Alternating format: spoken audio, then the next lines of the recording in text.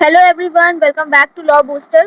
भारतीय साक्ष्य अधिनियम 2023 की कंप्लीट सीरीज चल रही है, तो हम लोग इसी सीरीज को कंटिन्यू करने जा रहे हैं। ओके, आप चाहे कोई भी एग्जाम की तैयारी करें, आपके लिए ये सीरीज काफी हेल्पफुल होने वाला है। इवन आप एकेडमिक ईयर में भी हैं तो भी ये आपके लिए हेल्पफुल होगा। ओके, कभी भी आप इसको देख सकते हो। तो वीडियो को लाइक, शेयर एंड सब्सक्राइब जरूर कर देना। टेलीग्राम ग्रुप को भी ज्वाइन कर लेना, इसका लिंक मैंने ऑलरेडी डिस्क्रिप्शन बॉक्स में दिया हुआ है। ओके, प्लस हर शाम 7 बजे 5 मिनट एमसीक्यू सीरीज भी चल रहा है।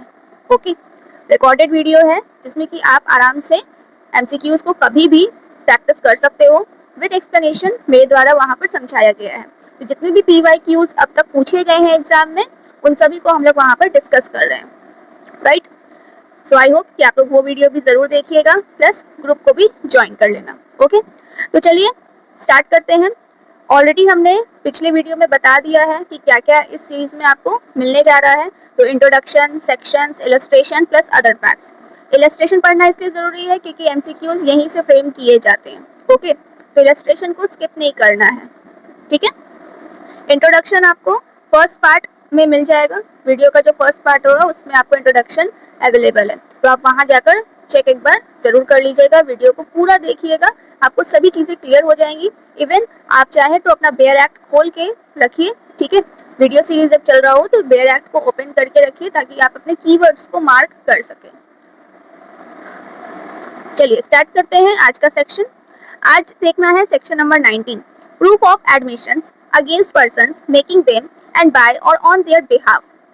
Admission are relevant and may be proved as against a person who makes them or his representative in interest, but they cannot be proved by or on behalf of the person who makes them or by his representative in interest except in the following cases.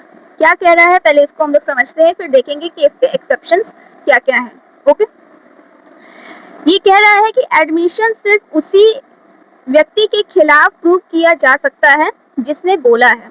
Okay, for example अगर किसी व्यक्ति ने कोई बात मान ली तो police या वकील उस बात को उस व्यक्ति के खिलाफ कोर्ट में प्रूव कर सकते हैं। लेकिन अगर उस व्यक्ति ने खुद से अपने स्टेटमेंट को अपने लिए यानी कि अपने फेवर में यूज करना चाहा तो ऐसा नहीं हो सकता।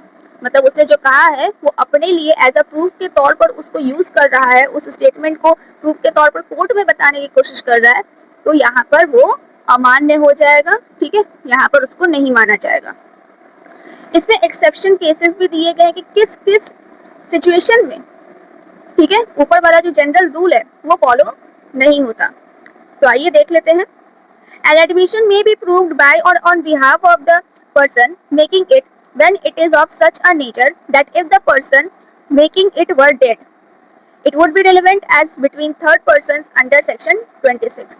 सेक्शन 26 आने वाले वीडियो में हम लोग देखेंगे, डाइंग डिक्लेरेशन से डील करता है। ओके, तो इस एक्सेप्शन का मतलब ये है कि अगर व्यक्ति की बात ऐसी है कि अगर वह व्यक्ति मर जाए तो वो बात दूसरे लोगों के बीच में एविडेंस बन सकती है अंडर सेक्शन 26. ओके, नेक्स्ट है, an admission may be proved by or on behalf of the person making it when it consists of a statement of the existence of any state of mind or body relevant or in issue made at or about the time when such a state of mind or body existed and is accompanied by conduct rendering its falsehood improbable.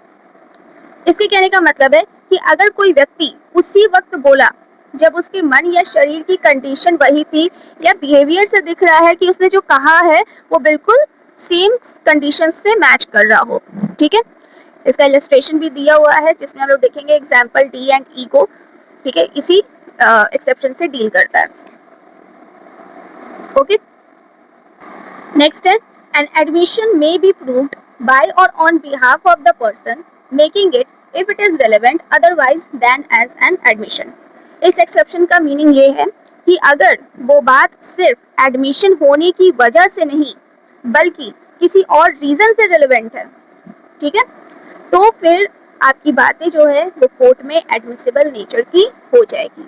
ये 3 exceptions में अगर आपका statement आता है तो court में आप अपने स्टेटमेंट को प्रूव कर सकते हो।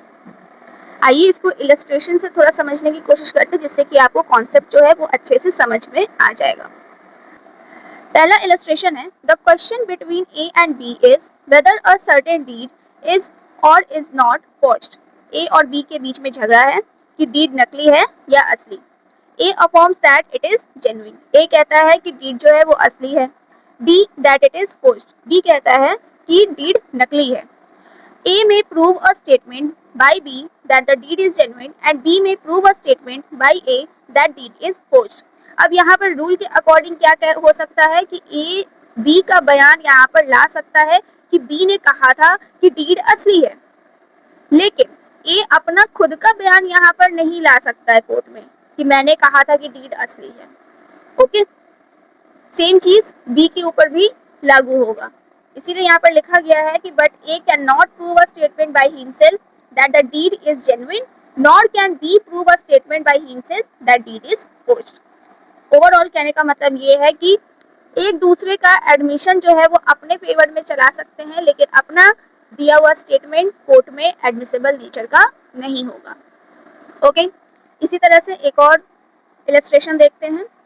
A is accused of a crime committed by him at Kolkata. He produces a letter written by himself and dated at Chennai on that day and bearing the Chennai postmark of that day। कहने का मतलब यहाँ पर यह है कि A पर कोलकाता में क्राइम करने का आरोप लगा हुआ है। ओके, A चेन्नई से लिखा हुआ लेटर दिखाता है जिसमें उसी दिन का पोस्ट मार्क किया हुआ है। The statement in the date of the letter is admissible because if A were dead, it would be admissible under clause B of section 26। अगर A मर जाता है तो ये डायरी या लेटर अंडर सेक्शन 26 B में ये एडमिसिबल होता है, इसलिए जिंदा होते हुए भी ये जो स्टेटमेंट है वो एडमिसिबल नेचर का होगा, क्योंकि सेक्शन 26 B जो है वो कहता है कि जब व्यक्ति ने रोज के कामकाज में कोई एंट्री या हिसाब लिखा है तो वो अंडर सेक्शन 26 B में एडमिसिबल नेचर का होगा। राइट, एक और इलस्ट्रेशन देखते हैं। A is accused of receiving stolen goods knowing them to be stolen। A पर आरोप है कि उसने चोरी का माल जानते हुए भी खरीदा। Okay, he offers to prove that he refused to sell them below their value। A proof देना चाहता है कि मैंने उस व्यक्ति से माल को सस्ते में बेचने से मना कर दिया। A may prove these statements though they are admissions because they are explanatory and conduct influenced by fact and issue।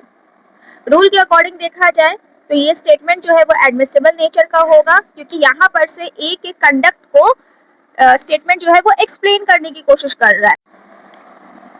चलिए देखते हैं नेक्स्ट इलस्ट्रेशन को। A is accused of receiving stolen goods knowing them to be stolen. He offers to prove that he refused to sell them below their value। A may prove these statements though they are admissions because they are explanatory of conduct influenced by fact and issue। यहाँ पर A पर आरोप है कि उसने चोरी का माल जानते हुए भी खरीदा। A प्रूफ देना चाहता है कि मैंने उस माल को सस्ते में बेचने से मना कर दिया। रूल के अकॉर्डिंग देखा जाए तो ये स्टेटमेंट एडमिसिबल नेचर का हो जाएगा, क्योंकि यहाँ पर A के कंडक्ट को एक्सप्लेन कर रहा है ना। उसके स्टेटमेंट जो है वो A के कंडक्ट को दिखाने की कोशिश कर रहा है। आपको याद होगा जब मैंने आपको एक्सेप्शंस को डील करवाया था, एक्सेप्शन नंबर 2 में यही बातें लिखी गई है ना, स्टेट ऑफ माइंड और बॉडी और रिलेवेंट और इन इशू, है ना। तो ये वाला एक्सेप्शन जो है वो इस इलस्ट्रेशन से रिलेट हो जाएगा। ओके, आई होप आपको यहाँ तक क्लियर हो गया होगा। लास्ट इलस्ट्रेशन है उसको भी देख लेते हैं। A is accused of fraudulently having in his possession counterfeit currency which he knew to be counterfeit। A के पास नकली नोट मिला, ठीक है। He offers to prove that he asked a skillful person to examine the currency as he doubted whether it was counterfeit or not, and that person did examine it and told him it was genuine। A may prove these facts। A proof देता है कि मुझे शक था, इसलिए मैंने इसे किसी स्किलफुल पर्सन से चेक करवाया और उसने कहा कि ये नोट जो है वो बिल्कुल असली है। रूल के अकॉर्डिंग देखा जाए तो इससे पता चलता है उसके स्टेट ऑफ माइंड के बारे में, है ना, कि उसको पता नहीं था, उसने नोट को चेक करवाया, यानी कि उसे इस बात की जानकारी नहीं थी कि जो नोट उसको दिया गया है वो नकली है, वो काउंटरफिट करेंसी है। तो यहाँ पर स्टेट ऑफ माइंड जो है वो डिपिक्ट हो रहा है ए के स्टेटमेंट से।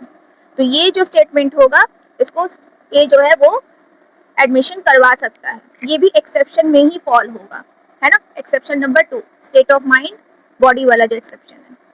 आई होप आपको यहाँ तक भी सब कुछ समझ में आ गया होगा। बढ़ते हैं नेक्स्ट सेक्शन की तरफ। चलिए देखते हैं सेक्शन नंबर 20 को।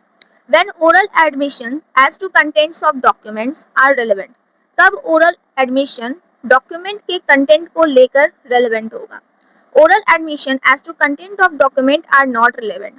क्या कह रहा है कि ओरल एडमिशन जनरली अगर देखा जाए तो डॉक्यूमेंट के कंटेंट में रेलेवेंट नहीं होता, unless and until the party proposing to prove them shows that he is entitled to give secondary evidence of the contents of such document under the rules hereinafter contained, or unless the genuineness of document produced in the question। कहने का मतलब ये है कि document में क्या लिखा है ये आप मुंह से बोलकर नहीं बता सकते, लेकिन दो ऐसे केसेस हैं जहां पर ओरल एडमिशन डॉक्यूमेंट के कंटेंट को लेकर रेलेवेंट हो जाएगा। तो वो दो केसेस क्या है कि पहला डॉक्यूमेंट अगर खो गया है, ओके, तो आप सेकेंडरी एविडेंस दे सकते हो। सेकंड, अगर डॉक्यूमेंट के असली या नकली होने पर सवाल खड़ा हो जाए, उसके जेन्युइननेस पर सवाल खड़े हो जाए, तब आप यहाँ पर ओरल एडमिशन दे सकते हैं related with content of document. Okay, next है section number 21 admissions in civil cases when relevant. Civil case में एडमिशन कब रेलेवेंट होता है ये हमें सेक्शन 21 में पता लगता है, क्योंकि ये सेक्शन कहता है कि सिविल केस में कोई एडमिशन रेलेवेंट नहीं है अगर वो इस एक्सप्रेस कंडीशन पर किया गया है कि इसका एविडेंस कोर्ट में नहीं दिया जाएगा। ओके, सिविल केस में अगर कोई समझौता करने के लिए किसी बात पर आप एग्री होते हैं तो उस बात के खिलाफ कोई भी एविडेंस कोर्ट में पेश नहीं हो सकता। इसलिए लिखा गया है कि in civil cases no admission is relevant if it is made either upon an express condition that evidence of it is not to be given, और under circumstances from which the court can infer that the parties agreed together that evidence of it should not be given। ऐसे हालात में समझौता जो है वो किया गया हो या किसी बात पे एग्री किया गया हो कि कोर्ट समझ जाए कि पार्टीज ने एक दूसरे से बात किया है, एग्री किया है, तो इसका एविडेंस जो है वो कोर्ट में एडमिसिबल नेचर का नहीं होगा। राइट, तो ऐसे केसेस में क्या होता है कि एडमिशन जो है वो नहीं दिया जाता, पार्टी के खिलाफ जो है वो आप जाकर एविडेंस कोर्ट में पेश नहीं कर सकते हैं अगर पार्टीज ने मिलकर समझौता किया है, या फिर सिविल केस में कोई भी एडमिशन रिलेवेंट नहीं होगा जब वो एक्सप्रेस कंडीशन पर कोई भी समझौता किया गया हो, उसका एविडेंस आप पेश नहीं कर सकते। ओके, नेक्स्ट सेक्शन है section number 21 admissions in civil cases when relevant. Civil case में एडमिशंस कब रेलेवेंट होते हैं। In civil cases no admission is relevant if it is made either upon an express condition that evidence of it is not to be given, और under circumstances from which the court can infer that the parties agreed together that the evidence of it should not be given। कहने का मतलब ये है कि civil case में कोई admission relevant नहीं होगा अगर वो इस एक्सप्रेस कंडीशन पे किया गया है कि इसका एविडेंस कोर्ट में नहीं दिया जाएगा, और ऐसे हालात में उस एक्सप्रेस कंडीशन को भी माना गया है कि कोर्ट समझ जाए कि पार्टीज ने एग्री किया था तो उसका एविडेंस यहाँ पर नहीं दिया जाएगा। सिविल केस में अगर कोई समझौता करने के लिए कोई बात मानते हैं तो उसका एविडेंस आप नहीं दे सकते हो कोर्ट में, उसके खिलाफ उसके स्टेटमेंट को आप यूज नहीं कर सकते। यही है admission in civil cases when relevant. Okay, so I hope आपको ये वीडियो समझ में आ गया होगा, सेक्शंस क्लियर हो गए होंगे। अगर वीडियो पसंद आया है तो please like, share and subscribe जरूर करें चैनल को। Press the bell icon also for the latest videos and the updates, and also join the Telegram group via link given in the description box। ये आज का question है जिसको आपको answer करना है। कमेंट बॉक्स में आपको बताना है कि under which section of BSA related with res gestae rule, BSA का कौन सा ऐसा सेक्शन है जो कि रेस गेस्टेड रूल से डील करता है। तो फटाफट से कमेंट बॉक्स में कमेंट करके मुझे आंसर जरूर भेजें, प्लस अपने फीडबैक को भी जरूर शेयर करें। ओके, तब तक के लिए कीप लर्निंग एंड रिवाइजिंग। मिलते हैं अब नेक्स्ट वीडियो में। Okay, so thank you.